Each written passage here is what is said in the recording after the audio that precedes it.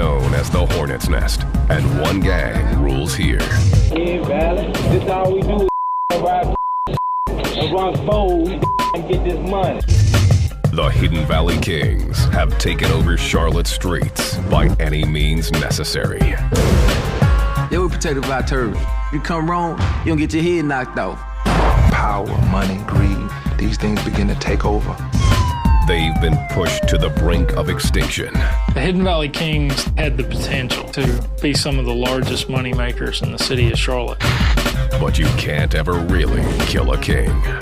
Kings ain't dead, we still kings, you hear me? And we still out here, they ain't stopping. They ain't gonna never stop that. Snitches get stitches all day. They do get dealt with. Gangland.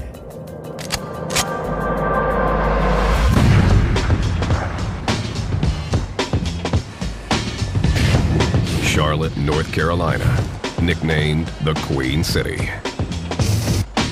Headquarters to some of the nation's largest banks, fastest tracks, and old money.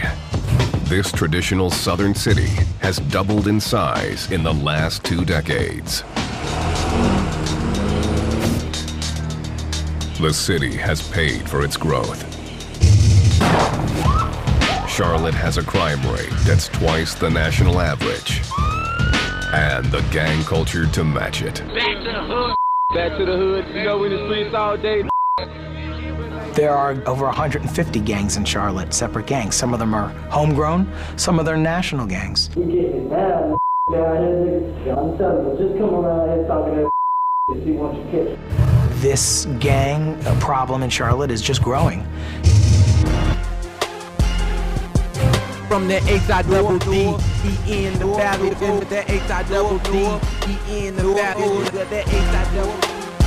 The most notorious hometown gang in Charlotte can be found northeast of the city in a neighborhood called Hidden Valley. It's the dirty South, North Carolina, for real. The area has fairy tale street names like Cinderella Road and Snow White Lane. It looks like an ideal place to live. But laying claim to this kingdom is a street gang with a business model all its own. In Charlotte, the notorious Hidden Valley Kings rule. Every man is his own king, you know what I'm saying? A king is royalty. That's what the king is. Supreme root royalty. That's top dog. Anybody with him. Yeah, Valley Kings, not gonna block down to the hood, got the YGs, and the little Taliban. One neighborhood is responsible for putting Charlotte on the map as having one of the most notorious gangs in our city, Hidden Valley, the hood I'm from. Ha, damn, who would have thought that? Damian Hill, AKA D-Block, joined the Hidden Valley Kings when he was in high school.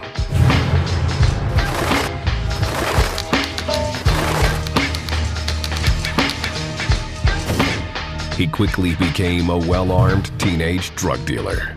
There's been times where I go to school, whip my dope, whip my pistol, have my pistol in the pocket of my folder, put it in my locker. When I leave school, the only thing I gotta do is hit the block. I ain't gotta go check in with Grandma. Grandma ain't gonna tell me to wash dishes today. I'm going straight to the block. The cash he made dealing changed his life. And so weekly, we bringing in, like, as high school kids, bringing in $3,500, $4,500 a week. That's a lot of money. That money changed people. You know what I'm saying? They felt like they had the power. They felt like they had the respect. You couldn't tell them nothing. In Charlotte, the Hidden Valley Kings control the sales of cocaine, crack, marijuana, and ecstasy. I'm gonna tell y'all how we import pure cocaine product. 141 grams, listen to me. 155 grams, listen to me. That's over a quarter brick. Yeah, man, I'm telling you, don't with us, and we back this here Valley for life. The gang uses brutal force to stay on top. They've controlled it through acts of fear, violence, intimidation. Anybody can get it. Got that 10 days right here. this here valley. That's how we get down to Charlotte. The Hidden Valley Kings had a multitude of guns, I guess you would say. The one that they usually had was generally 9mm, 380, 40 cal. They seem to be impressed with trying to carry the same gun as the police department. That's how we do it. I done seen guns so big, I didn't even know they was guns. I'm like, what the hell is that? Yeah, 50 cal machine gun. Look like the one you get off the top of a Hummer. I'm like in the Army with the chain bullets. The HVKs have another advantage in protecting their drug empire. The hood's unique layout makes it easy to spot outsiders. The reputation of the gang is, if you're not from Hidden Valley, you don't go to Hidden Valley. Other gangs don't venture into Hidden Valley. We're gonna hold this down, and we ain't gonna let nobody try to come in here and take this. We just gonna hold this down. Them bullets burn. People knowing that much dope is coming up out of there, they gonna try to come in and take that. So with that, you come in trying to take it, it's gunplay. The maze of dead-end streets presents a problem for police. There's very few entrances. The way it's laid out, all the roads are curvy, it's hilly, it's very hard to do surveillance, and it's also easy for them to see you coming and to disappear before you ever get there.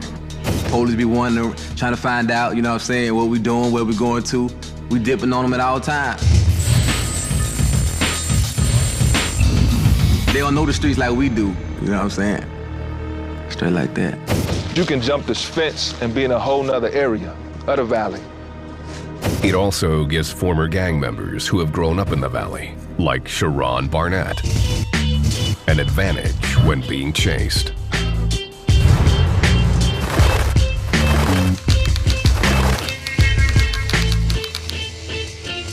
If you knew the valley well, then your movement in the valley was just swift. I mean, you knew that I can jump behind this fence and I can be in a whole nother section of the valley, opposed if you're an officer, then you in a car, you got to drive around. There are officers who have worked there for years that couldn't tell you the next street over when they get in a foot chase. This ability to escape has made the Hidden Valley Kings feel invincible. For years, their turf was so secure that they didn't mark it. They've had such a stranglehold on the community for so long, they don't need it. Their reputation speaks for itself. You don't need to tag up HVK on a wall when everybody knows you own it anyway. HV all day. But as the Hidden Valley Kings would soon find out, even the strongest empires are vulnerable. One ruthless shooting would threaten to bring the entire gang down. May 22nd, 2005. It was a busy night at Rack Runners, a bar and pool hall. Once you come in, if you ain't from the hood, I mean, automatically you gonna feel like an outsider. They gonna make you feel like an outsider. It wasn't nothing but Hidden Valley Kings that represented that little pool hall. This security footage shows plenty of HVKs in the house. Among them, 20-year-old Jermaine Massey, a.k.a. J-Rock.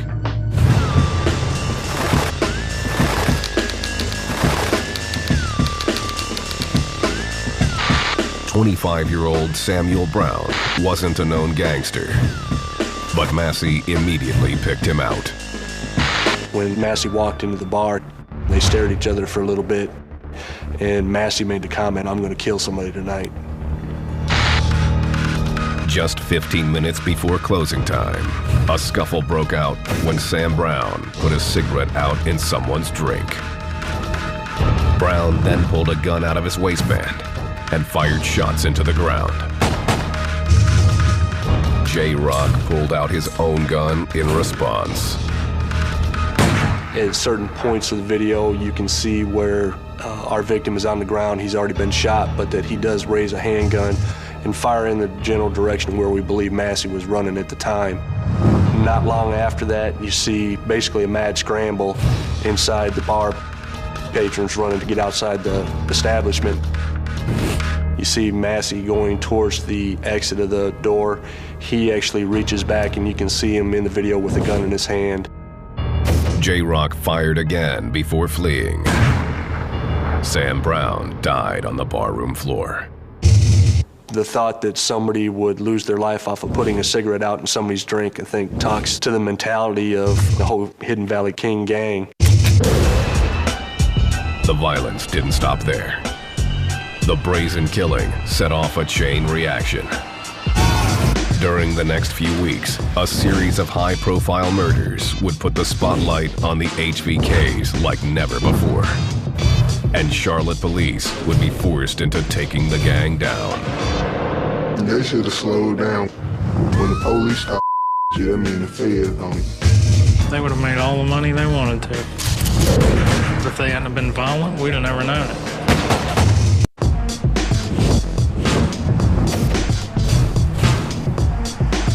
Charlotte, North Carolina.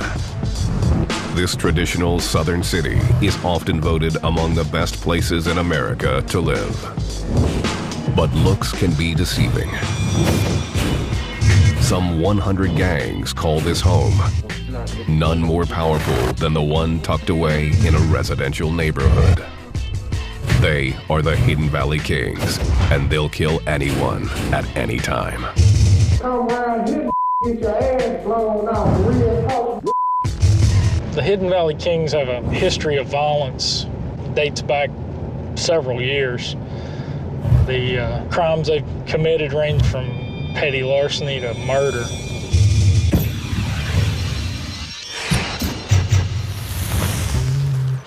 Hidden Valley is a large suburban development of over 4,000 modest homes just northeast of downtown. It got its start in 1959. It was created really as a nice middle-class dream community where kids can play and be safe. Hidden Valley was designed without through streets and with only a few routes in, keeping traffic to a minimum and the hood kid-friendly. By 1970, the neighborhood was home to a mix of middle-class families, an example of how integration could succeed in the South. It was awesome, real close-knit community. We took pride in our community. We say it take a village to raise a child, and that was kind of my experience. The Valley helped raise us. Sharon Barnett moved here in 1976 with his parents and grandmother when he was 6.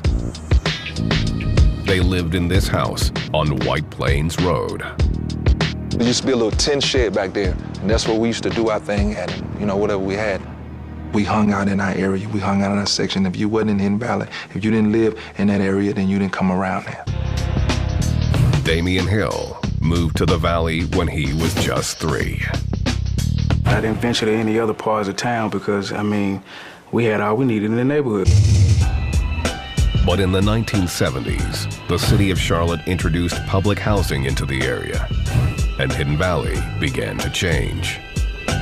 There was a lot of people that moved in. They really wasn't from the hood or whatever, but they moved in, they adopted the hood adopted them, and they kind of like stirred it up to change the game.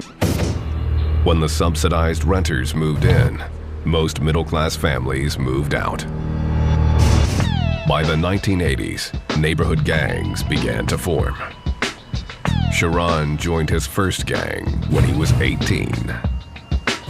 My nickname was Red. My color of my hair was red coming up. I was a little cat on the block with the red afro, so everybody called me Red.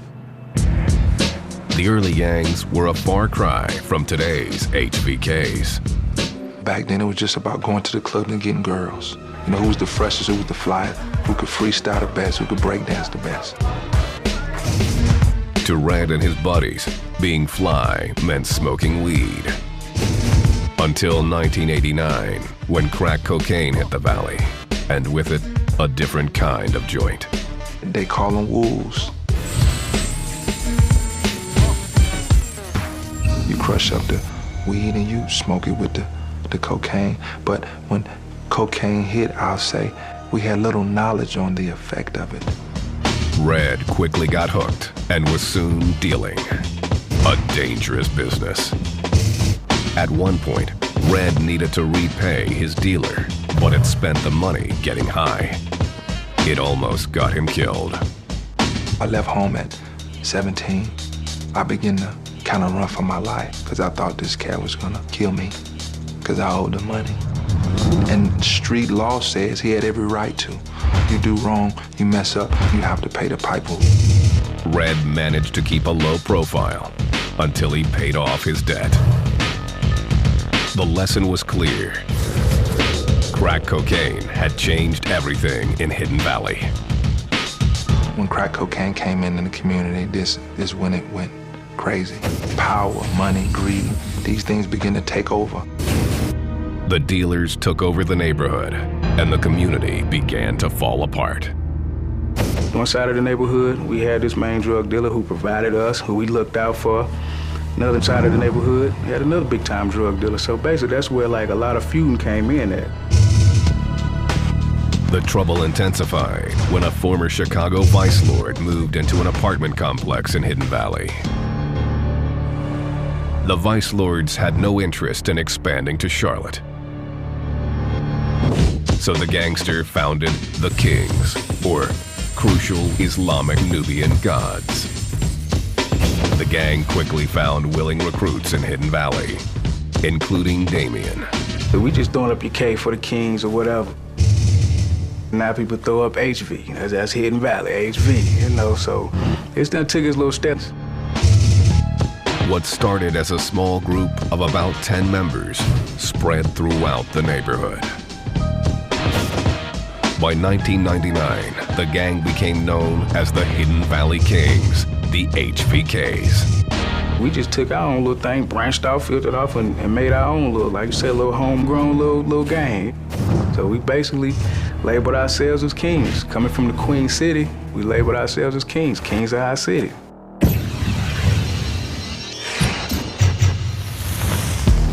They quickly began to take over the neighborhood, turning family and friends into gangsters. Blast asked to have his identity concealed.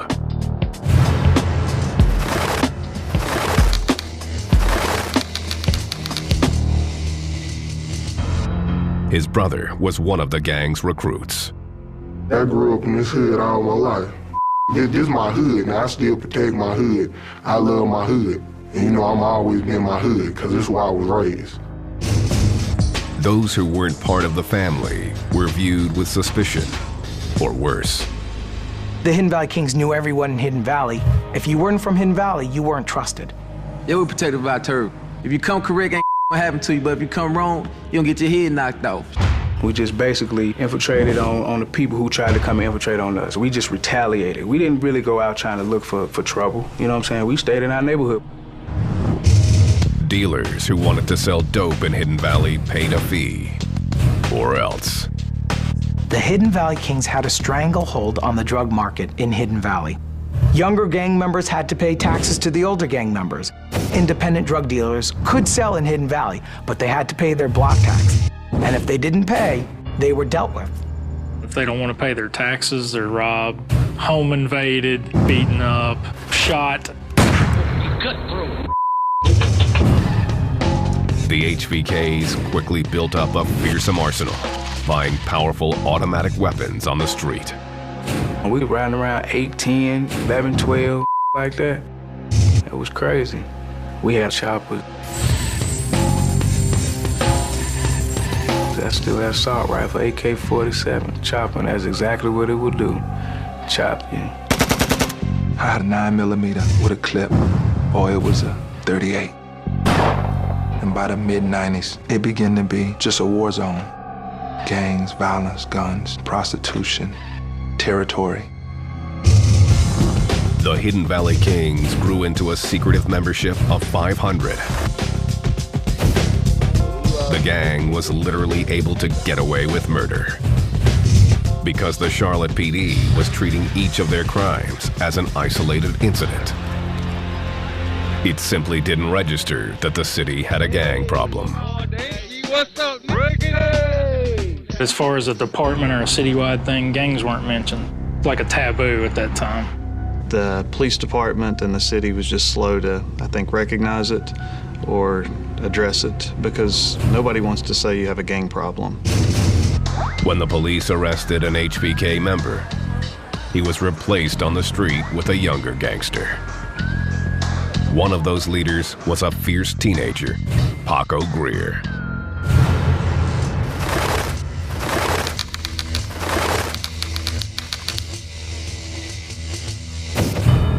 Only 19 years old, he was a born leader. He was real. You know what I'm saying? He did his thing.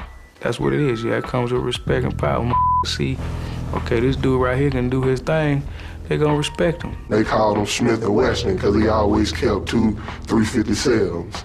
Just like that, Smith & Wesson. Paco and the Kings had their neighborhood on lockdown.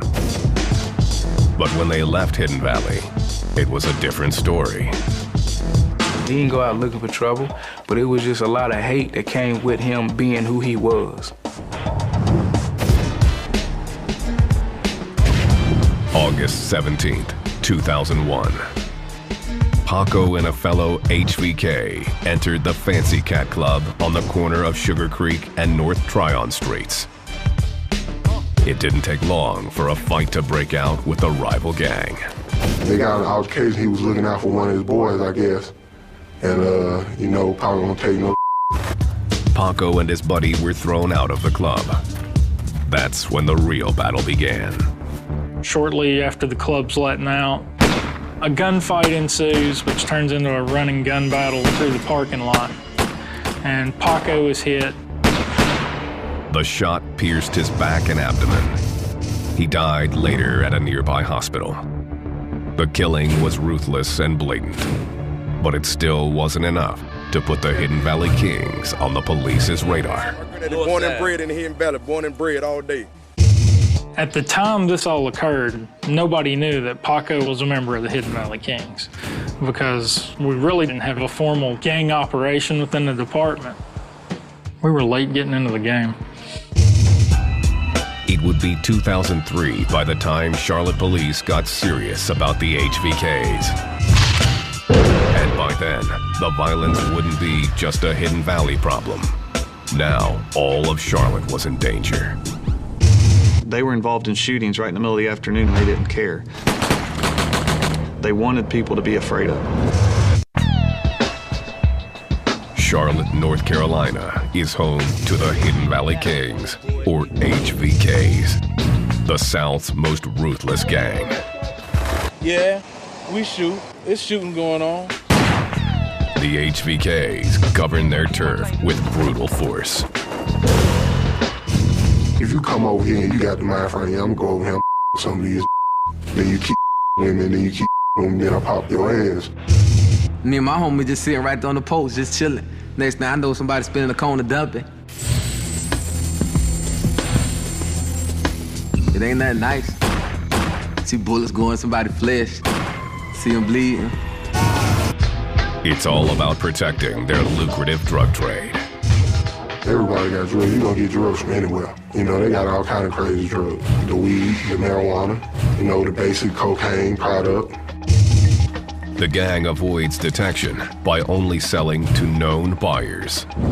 You have to have somebody who knows them to be able to buy from them. You can't just go up to the house and say, I'd like a crack rock.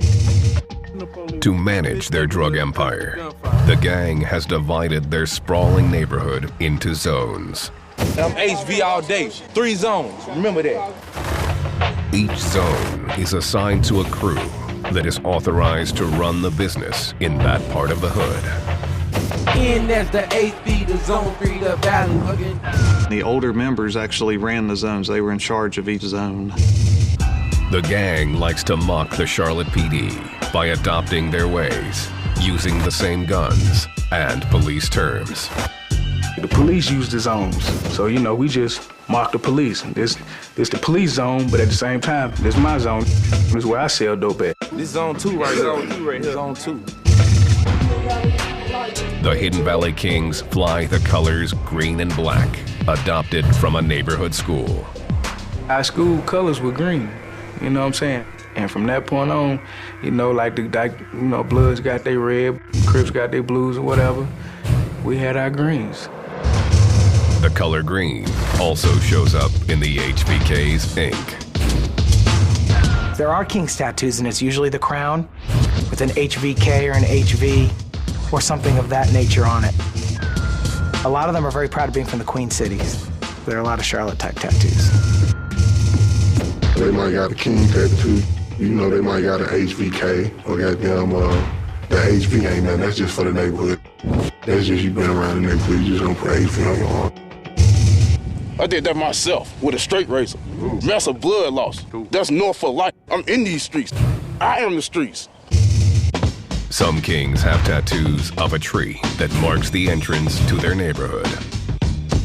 We still in here, Valley. This right here is our tree right here, you heard? It's our tree for the neighborhood, you know what I'm saying? Some of them will have a dead tree on it. To me, that's the vision that Hidden Valley's died. That kind of tells me they know what they've done to it. For many HVKs, ink is unnecessary. A lot of them don't have tattoos. Some of the younger guys don't have tattoos. They prefer to represent in a different way, wearing dreadlocks. The lock says something. It says, let me be me. It says, take me out the box. It says, you can't buy me no more, because I'm going to be who I am. So let my hair just be wild. I'm a thug, a true, humble, united, gathering soul. They also use a strict system of rankings and titles to maintain order.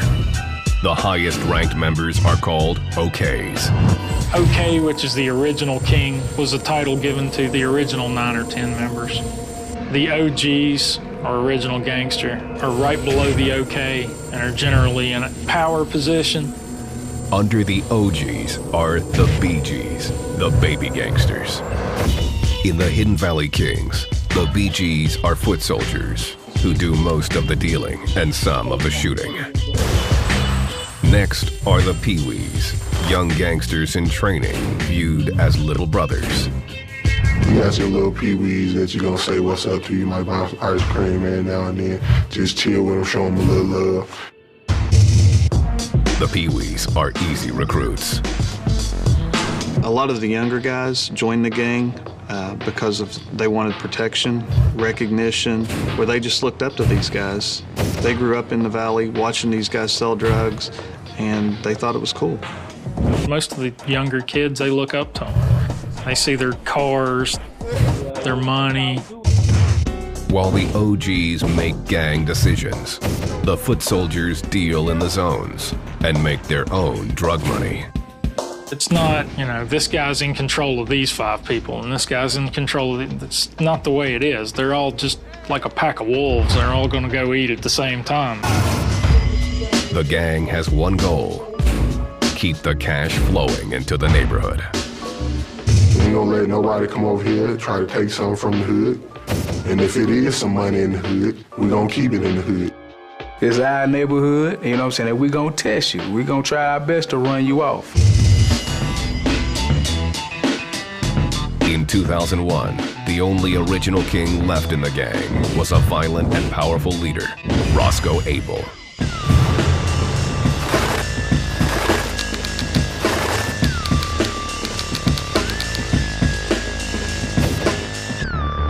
After Paco Greer was killed in a shootout, 22-year-old Roscoe took over. Roscoe Abel was one of the founding members of the Hidden Valley Kings. He was one of the older guys, and a lot of the younger guys looked up to him as a leader. You go with the streets all day. When Roscoe took power, the HVKs were still riding high, confident the police had no idea how extensive their operations were. You don't hear these guys call themselves Hidden Valley Kings. It's not like they walk up to the police and go, yeah, I'm a king. At that point in time, we honestly viewed them as like street punks. We were all kind of new at the whole gang game, Roscoe would take the Hidden Valley Kings to the next level and outside of their secure neighborhood turf. If they hadn't have been shooting, they would have made all the money they wanted to.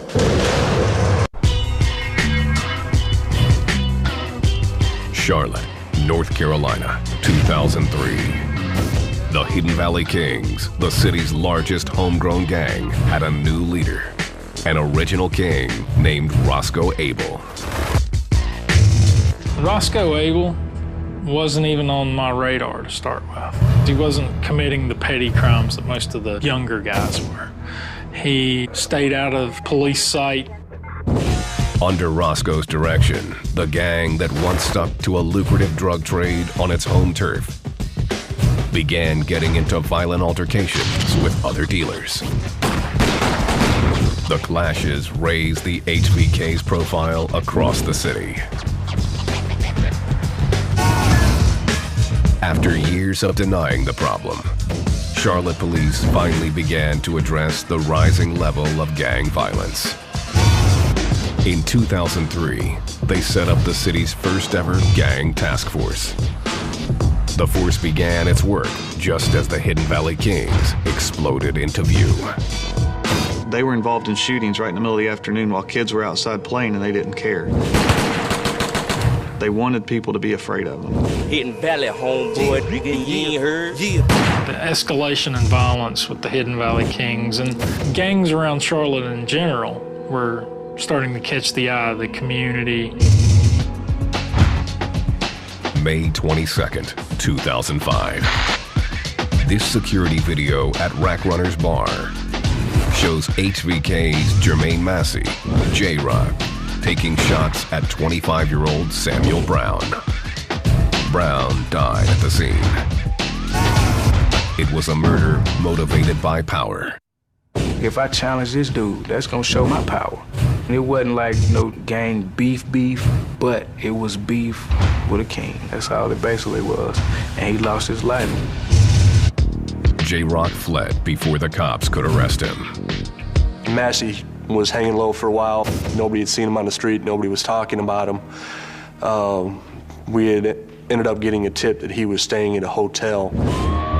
On June 10th, just 3 weeks after the shooting, police caught up with him.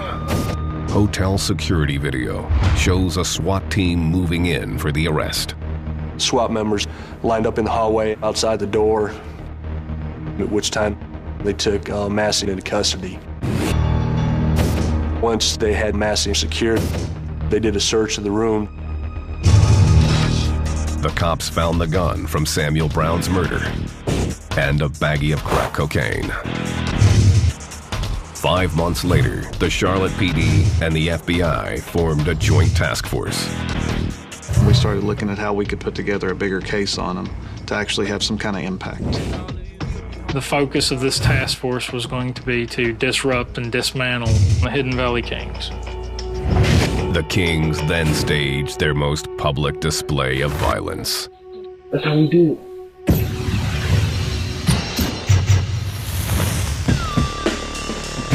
November 28, 2005. Eastland Shopping Mall, North Charlotte. HVK members and a 22-year-old drug dealer, Juan Lawrence, began to fight when he allegedly refused to pay taxes to the Kings. Juan Lawrence and the Hidden Valley Kings had a rivalry going back for a long time. The food court was the site as shots rang out. The gang members scattered before police could arrive.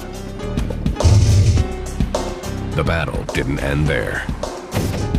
That evening, HVK members lured Lawrence to a parking lot on North Tryon Street, right outside Hidden Valley.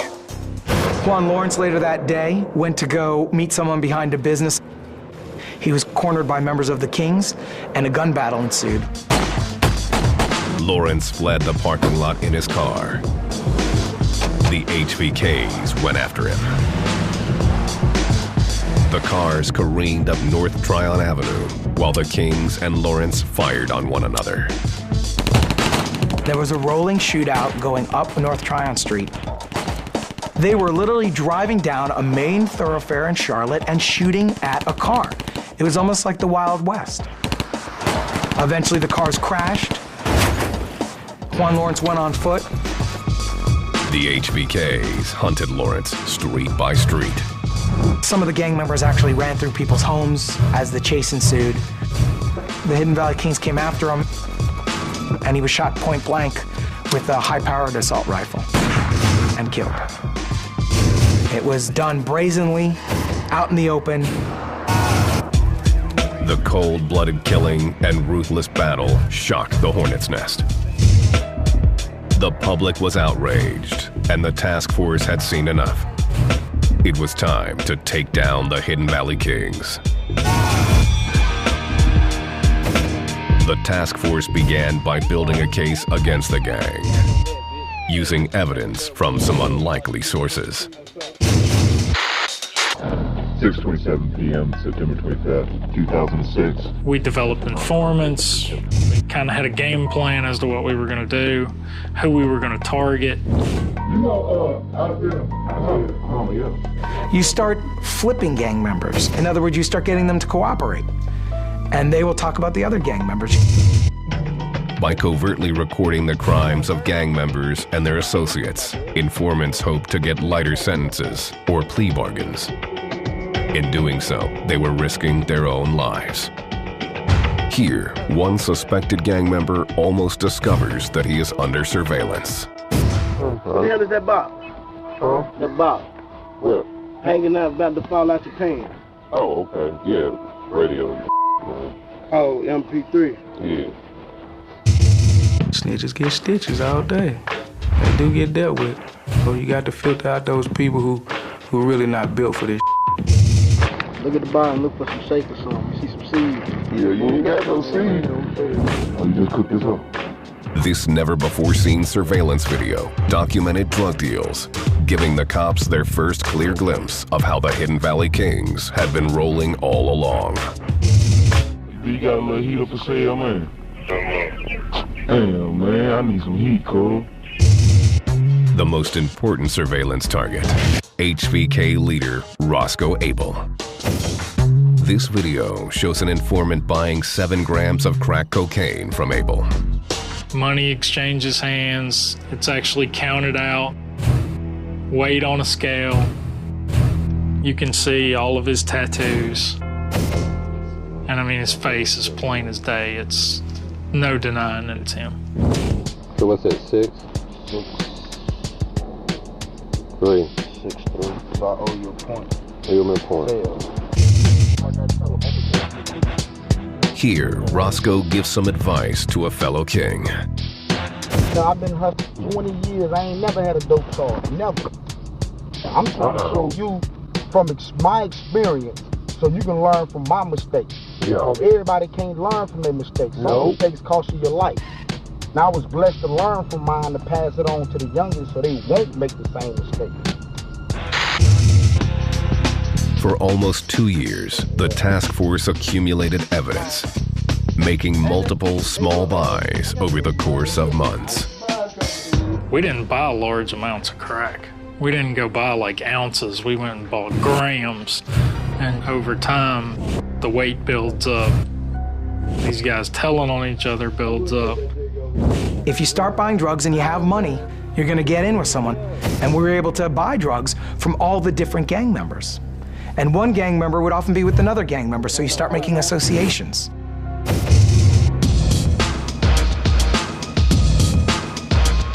Then, on March 30th, 2007, authorities made their move. More than 100 task force agents took down the Hidden Valley Kings.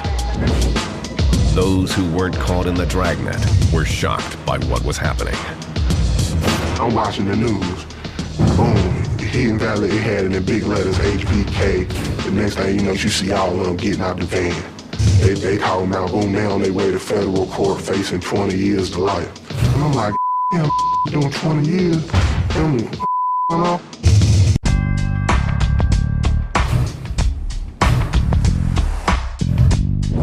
The Hidden Valley Kings have ruled Charlotte's streets for almost a decade. At first, they kept their turf well defended, and the drug money flowed freely. Then, uncontrolled violence brought them unwanted attention from local law enforcement and the FBI. The Hidden Valley Kings had the potential to be some of the largest money makers in the city of Charlotte, and I think their violence got in the way of them making money. In March 2007, 20 members and associates of the HVKs, including their leader, Roscoe Abel, were indicted on multiple drug-related charges, including drug conspiracy and drug distribution. It was one of the biggest gang crackdowns in Charlotte's history. Prosecutors used information from Snitches, including video and audio surveillance. It was an open and shut case. I'm ready to go ahead. He's running like he's a dope.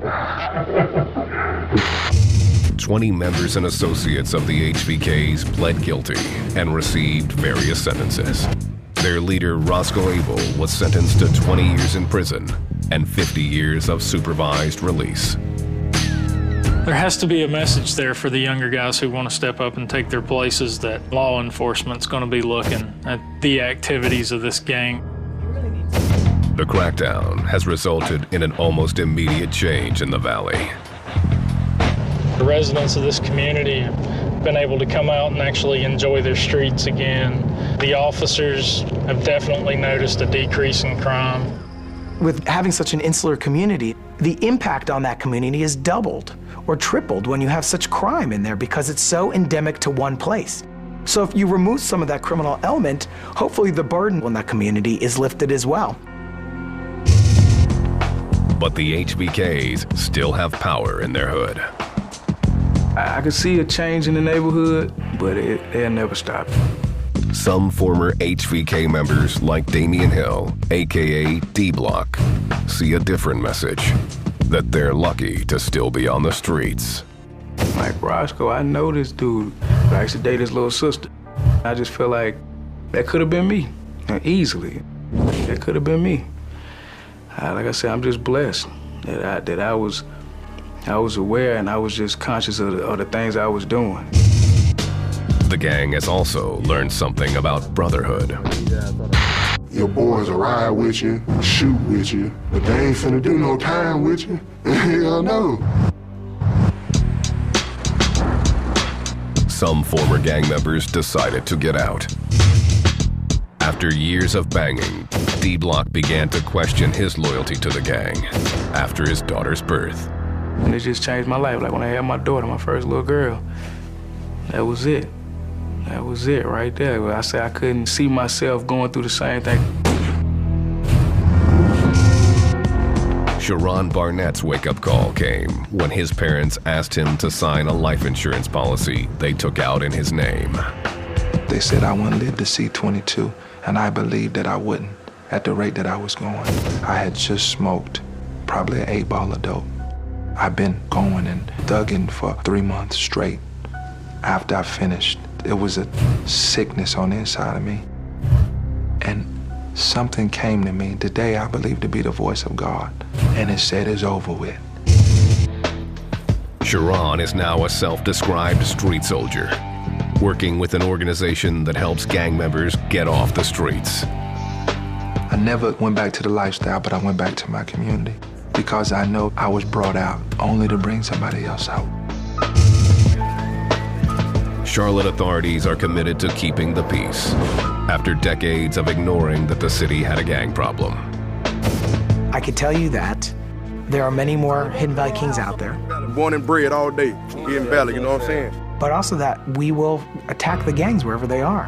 And if they're continuing to commit criminal endeavors, we will be there. They're either going to end up dead or in jail. They're going to be separated from their families, their friends, their kids for a long time. The Hidden Valley Kings say the gang is here for the long haul.